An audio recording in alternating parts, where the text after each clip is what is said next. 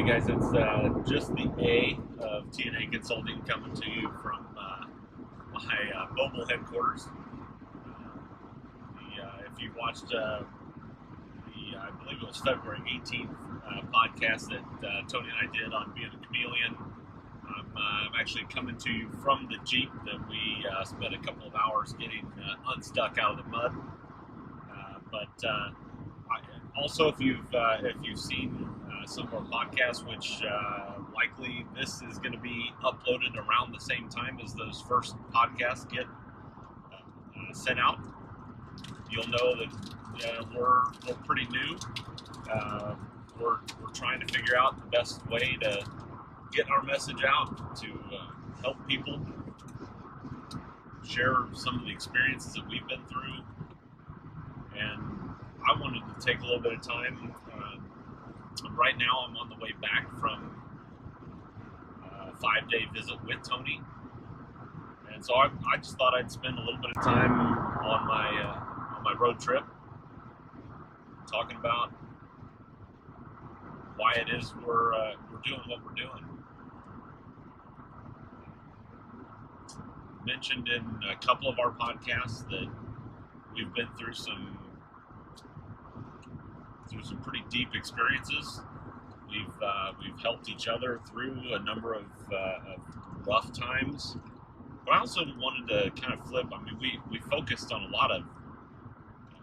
I feel after doing some of the editing and kind of taking a look at some of the footage, we kind of focused on a lot of the negative aspects, and I wanted to talk just a little bit about the positive aspects and again why it is we felt compelled to start getting our message out there and seeing if there's people that are similar to Tony and myself, been through some of the things that we've been through, whether same situations or very different, but feel the same way. And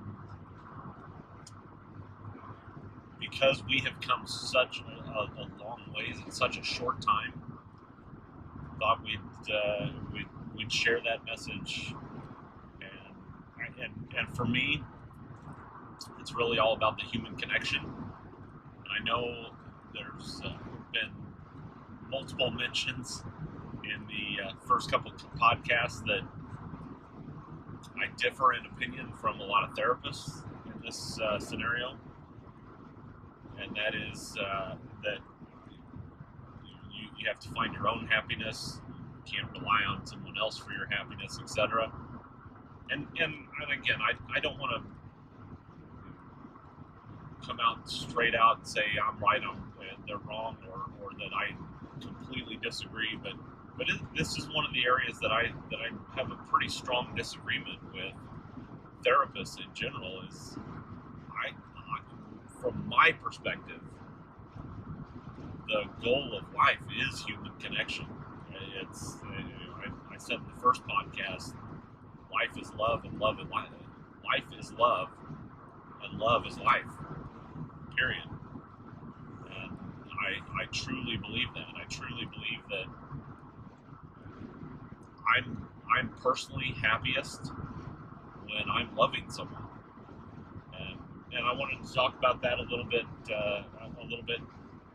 over the next 45 minutes, an hour or so, while I had a little bit of windshield time, and got my GoPro set up. So we'll see how this goes. It's going to be interesting with the noise factor, driving. So I'll be keeping my eyes on the road, the camera for the most part. But I'm kind of getting back to a topic there from my perspective. I just wanted to kind of share a little bit of my, as I mentioned, for me, life is love and love is life. So I want to share a little bit about my love life. Many would consider, even though I just passed yet another birth date that I am no longer really counting on. I've got a few years under my belt, a few gray hairs coming out of my head, both beard and top of the head. But when it comes to love, I would probably be considered pretty inexperienced, and not necessarily inexperienced, but immature. And not because of a years of experience perspective, but a numbers perspective. I was either dating and or married to my first love for almost 30 years. I still very much love her. I think she knows that. And that's something that I did want to I know in Tony and I's discussions we've talked about some of the challenges we've hit, some of the struggles that we've been through, but wanted to also make sure that it's just like reviews online.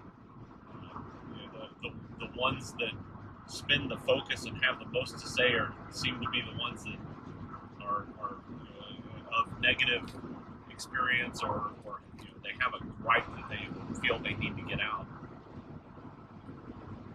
And I think that's that's human nature. That's we feel we need to talk about things when we are struggling, and I think it's more important to talk on the flip side of things that are beautiful. Words are powerful, experiences are powerful, and I think all you have to do is flip on your local news and you'll find out what we talk about. It's typically negative. So I wanted to spend a little bit of time focusing on the beautiful aspect of love and life, and I do feel like while I've been through a lot, I carry a lot of burdens on my shoulders. I'm a very blessed person. I'm a very fortunate person.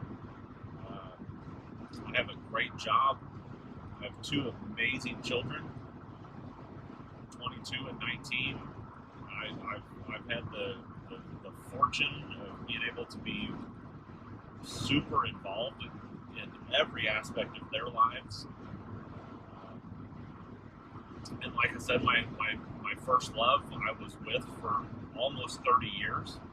That is, in these days and times, a pretty monumental achievement. And just like reviews of anything you read, or we certainly went through our rough patches and had our disagreements, but I would. It would be interesting to see what she would say. I would put that at 5% or less of struggles, and 95% or greater of greatness, and what's made me a big portion of what's made me where I am today.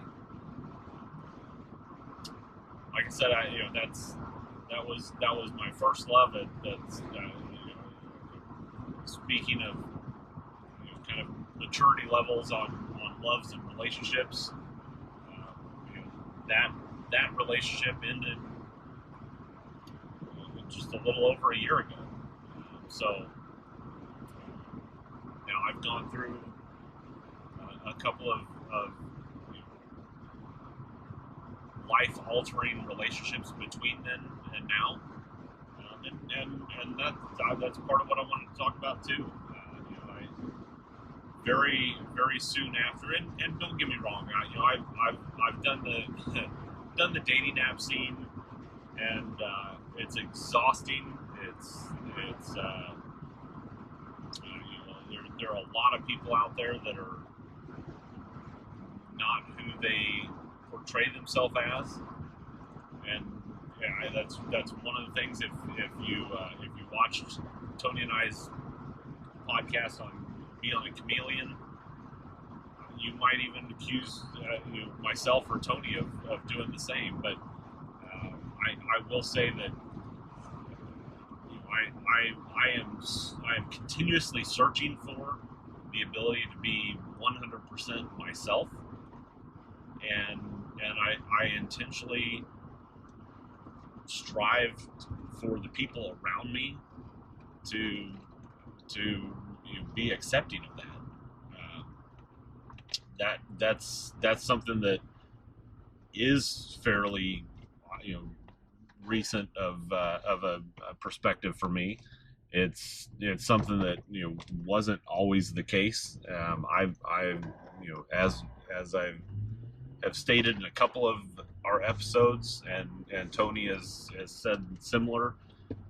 I am by nature a giver, to a fault. I will, or I have in the past, not asked for things that I wanted, not voiced my opinion, and instead really pushed to do things for others. Because and that's that is who I am. That is what makes me happy. But I'm also very cognizant that in order to be sustainable and to have that be something that the life that I want to live, not only do I want to be able to be who I am and give to someone else, but also to have that come back to me, and that's something that didn't really realize for a good portion of my life that was a possibility of something that I could realize. And so that's one thing that I am constantly striving for, and I being completely honest, that was something that was eye-opening in my first relationship, first true relationship out of my marriage. And like I said, I've had a number of experiences since my divorce, but not very many what I would call love relationships. Very small number, actually. And I can honestly say, I don't know if this is how everyone is, but it is how I'm wired. When I fall in love for life. I already mentioned that I completely love my ex, and I mean that is not an overstatement. It's not an understatement. I believe she knows if there were ever something that she needed, I would drop whatever I was doing and do everything that I can to help with that situation. My children are the same way. That's a totally different type of love, and quite frankly, a totally different level of love. But I have dropped things that I'm doing. My kids know that if they reach out to Dad and they've got a problem, if I'm halfway across the country, if it's a 12-and-a-half-hour drive, I'll be there in 12 hours and 45 minutes because I might have to stop a few times for gas. But there's nothing that I wouldn't do for my kids. There's no length that I wouldn't go to. And quite frankly, that applies to all of my loves. And I would, besides my kids, I unfortunately can count that on one hand. I fall in love quickly. I love fully, completely. I feel like I have a lot to give. And I'm not bragging. It's that's how I find my happiness. And I kind of circling back to the main theme that I wanted to talk about is just, I strive for human connection. And I think that's something that some people have lost. Some therapists don't necessarily buy into some of the material that you'll see. And there's a wide range. I mean, you can find something that supports pretty much every purview that you want to take. But I really think from my perspective, my goal in life is human connection, and that the most pure human connection, the most influential, the most what makes you feel alive. From again, this is the A of T&A, and I'll talk about that a little bit. Kind of a funny story there, but for me, it's love, and that's nothing makes me feel like love. Nothing makes me. And I had a friend of mine not too long ago. I was talking to her, and I said, well, yeah, I'm in love with that person. I'm in love with that person. And she's like, well, okay, wait a minute, back up. Define what you mean by in love. And I actually turned it around on her and said, okay, well, you take a stab at that. And it's you find that there are areas that the human language or the spoken and or written language comes a little short on being able to describe. So I mean, it's not something that you can put into words. I mean, my initial reaction was the simplest explanation was that putting someone else ahead of you is love, but that doesn't capture the feeling, the gravity, the connection. Anyways, that's a little bit of a tangent. Sorry about that. Just kind of back. My first relationship out of my divorce, and it wasn't a long relationship in the grand scheme of things. I think I dated her for about three months, maybe a little bit more than that. But it was a long distance relationship. It wasn't something that I intended or meant to find, and this is something that Tony and I have talked about a couple of times. Fortunately and unfortunately, you can't really control who you fall in love with.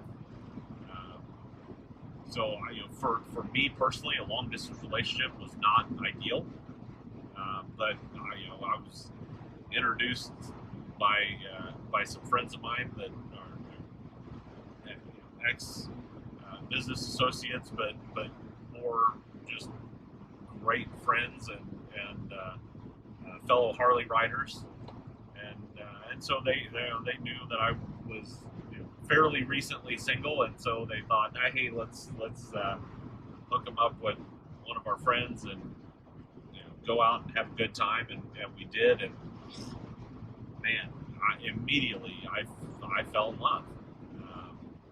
So quickly that it kind of it took the woman a little bit off guard, how I could fall that fast, and quite frankly, I held back a little bit, a lot of it, on timing. I'm a very, and this is a plus and a fault. I'm a very quick. I'm very quick to make up my mind, particularly when it comes to human connection. So far, I'd say it's served me pretty well. Like I said, I am fortunate to say everyone who I have looked in the eyes and told them that I love them, I still do to this day. So that's something that I think is a very sacred word. Something that I don't take lightly. But the first woman that I fell in love with after my divorce taught me a lot about what I could get what's possible. Um, and that, like I said, that was the eye-opening experience. And again, very just like in the first couple of sessions, Tony and I's goal in doing this is not at all to badmouth our exes, to to belittle what their viewpoints. So I won't do that. Um, I'm certainly not perfect. I've made my fair share of mistakes, but one of those, and to be fair to my ex-wife, I didn't.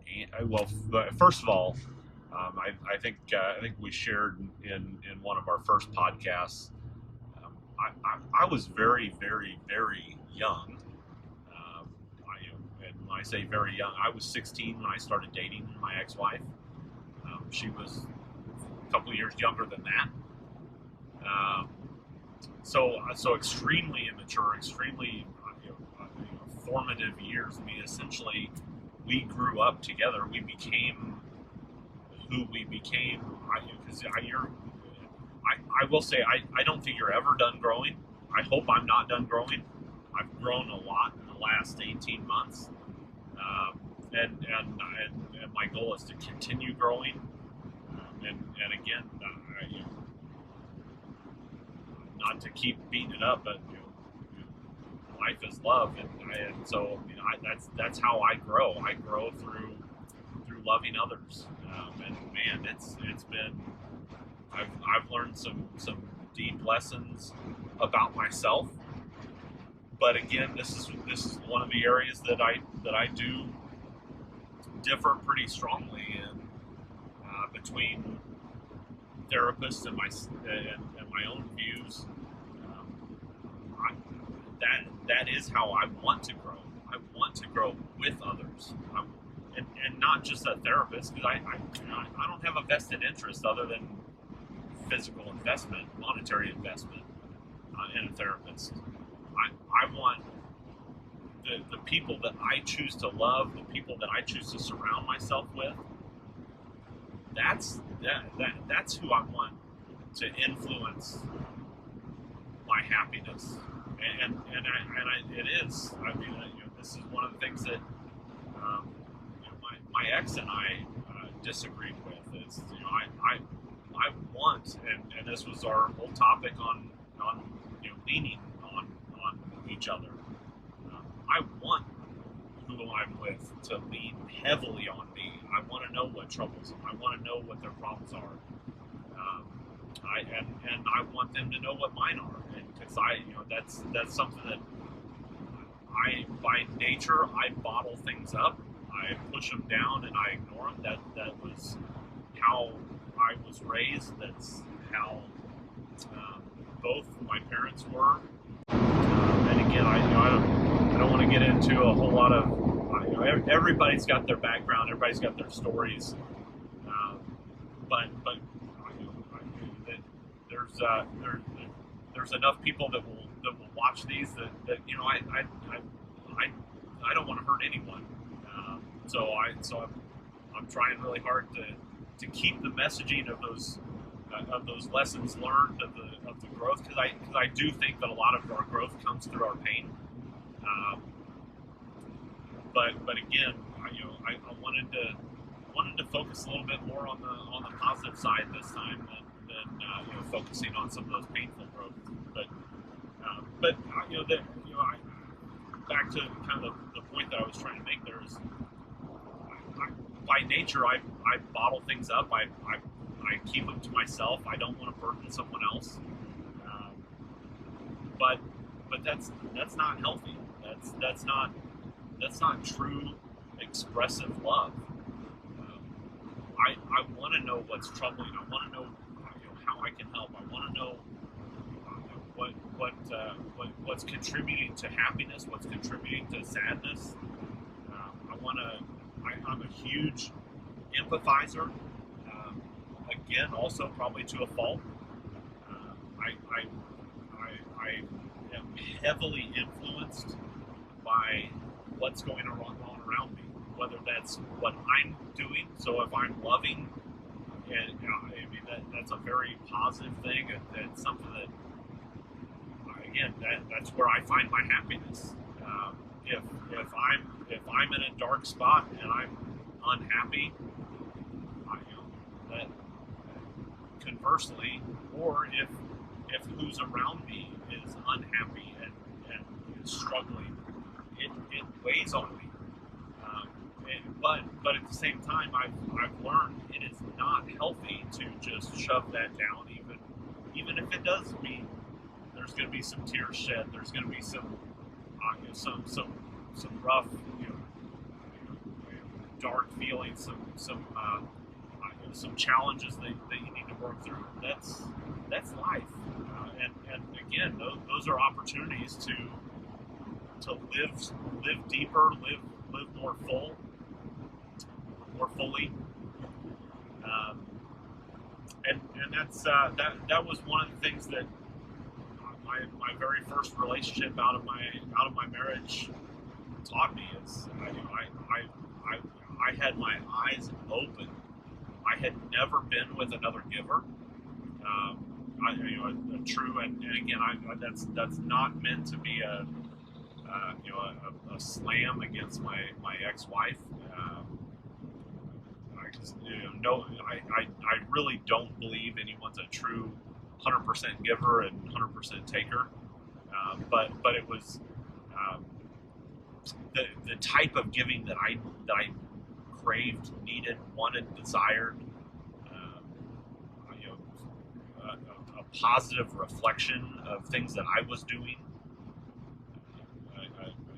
affirmation and words of affirmation is not one of my love languages, but it's pretty darn nice. And I will say that there are things that you know, I didn't realize I wasn't getting and that I needed, but uh, my first relationship, my first love out of my marriage, I learned very quickly how good it felt to be truly appreciated and to know that I was truly appreciated. And that's one thing that I misread, and this is where I have benefited significantly, and so I don't want to continuously bash on therapists. I significantly benefited from therapy around understanding how people express things differently, how they crave things differently, what people look for based on how they were raised, based on so many different complexities of life influences, and so I probably misinterpreted a lot. Not probably. I know I misinterpreted signals, communication, lack of communication, um, compliments, lack of compliments, things like that, uh, and not just from my ex-wife, but also from my parents growing up. Again, not to go into a great level of detail, but um, I've let's just leave it at I've learned a lot.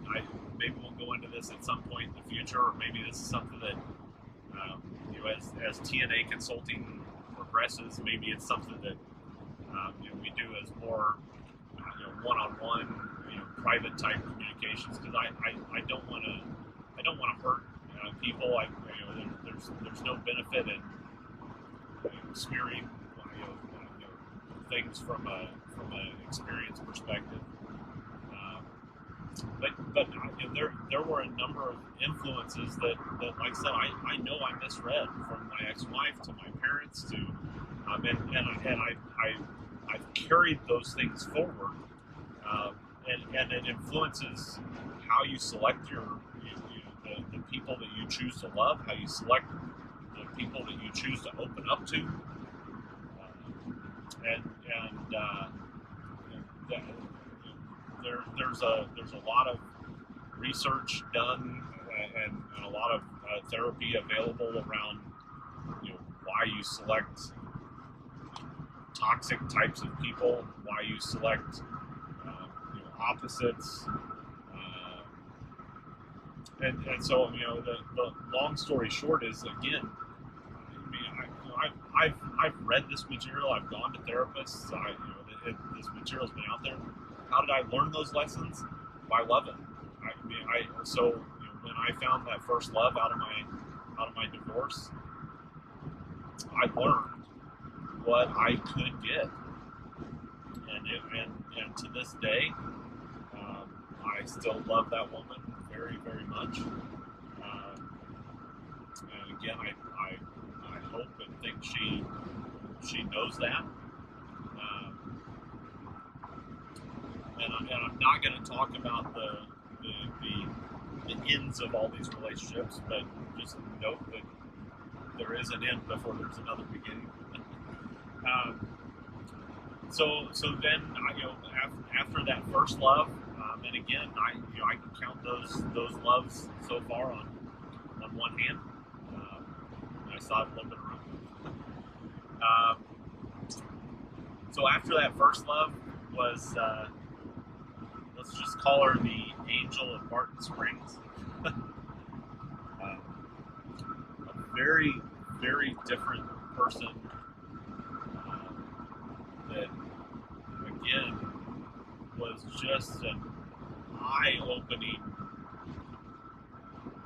mind-bending experience. She was far younger than I, but far more mature from a life lessons perspective, in many ways. Completely different way of thinking than I realized was inside of me. A very non-conformist type of thinker, a very open lover, and like I said, just there was Tony, and again, Tony and I talk about everything, because actually Tony was with me when I met the Angel of Barton Springs, and he was like, not your typical type, and he's right, and what I've realized is I don't have a type. You'll hear, and I used to think I did, but some guys just like blondes, some guys like brunettes, smart, athletic, you name it, and I can truly say I've dated the spectrum, and I've loved the spectrum. Absolutely. My third love in life was so far from what I had in my own mind as a picture of who I would fall in love with, and wow, again, eye-opening. It changed my views on life, on love, on connections. It's truly, she was the one that really inspired me to share my message, and in turn, Tony and I talked about this, and we've again started off as kind of a joke, being T&A, but the Angel of Barton Springs was the one that really pushed me to, hey, this is something that needs to be shared on a grander scale, and she's right, and she's doing the same. She has her own messaging that she's looking to get out and make the world a better place, a more healthy place, and again, that comes from human connection and more specifically from love. So that was that was number 3. And number 4,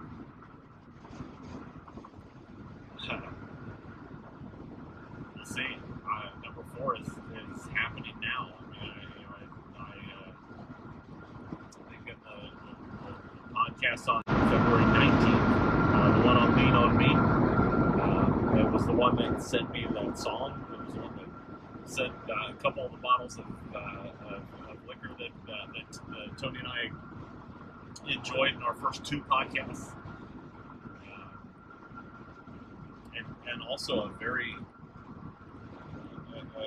different thinker, a very giving person, but connected at a twin flame soul level almost immediately, and even before meeting, just in messaging. And this is one. I've actually. I mean, I've met multiple people on dating apps, but this is the first one that I truly feel, and we've not exchanged the love word yet, but I feel a connection that is stronger than things that I've felt in the past. So we'll see where it goes. But at the end of the day, again, she's also been very encouraging, and also she's doing some similar types of endeavors, similar to Tony and I. That it's kind of on the side, and not necessarily our careers, but almost like a compelling desire to help and to heal and to love not only others but ourselves. So anyways, that's so I did mention kind of a funny story, because I am the A of T&A consulting, and so I've been told by a couple of different people now that I'm not only the A, so not only the ass, but at first glance, at first blush, I'm the asshole. And away from that, I take don't judge a book by its cover. I truly believe, and I truly hope that no one that knows me would consider me that, consider me an asshole. I think everyone would tell you, including my ex-wife, that I'm a very giving person, that I'm a very loving father, a very loving spouse, a very loving lover, a very giving person in every way possible. And again, that is, please don't take that as breaking my arm, patting myself on the back, because I am certainly not perfect. I have made my fair share of mistakes, but it's also those mistakes that those painful mistakes that we learn from, that we grow from, and it's also those painful mistakes that I want to be able to share with who I'm with, who I love, who I'm loving. And that is one of the keys, I think, of finding true happiness. Being able to love unconditionally and be loved unconditionally is, that's certainly my goal in life. Love to hear what you guys think. Again, I'm doing a solo act because I just left Tony's house, and man, I just still kind of on a high. We are, I mentioned in one of the podcasts that I love art. I consider myself a decent artist, And so from that perspective, I struggle with doing things and just throwing them out there before they're just perfect. This is one of those areas where I'm going to be going out without a safety net, and certainly going out on a limb before it's perfected. And that was really one of Tony and I's goal of doing these podcasts, is just it's really kind of just to help us collect our thoughts, help us get things, start getting things out there, start getting things, messages put together, and then over time start refining them, start based on feedback from whoever views them, based on based on input, based on that feedback, refining it, and figuring out what the best way is to finalize that messaging. But until then, it's going to be imperfect, incomplete, short, random clips of various thoughts. And again, we'd love to get some topics and/or feedback from everywhere. So, anyways, I've got about 4 hours left to drive, but enjoyed talking to myself. Hopefully it gives you a little bit more of a view, and this is something that again, Tony and I are trying to figure out the best way to do this and best way to get our messaging out. I just figured this would be kind of a little bit more background of my story, a little bit more of my perspective from the A of T&A. And again, if you need a little T&A, Tony and Andy, we're here. We'd love to hear from you. We are excited to share our message and help and most importantly connect with people. We're not intending on becoming counselors or therapists. That this is as much therapy for us as it is for hopefully a few people that we reach. So with that, we may not look like the T&A you want, but we're the T&A you need.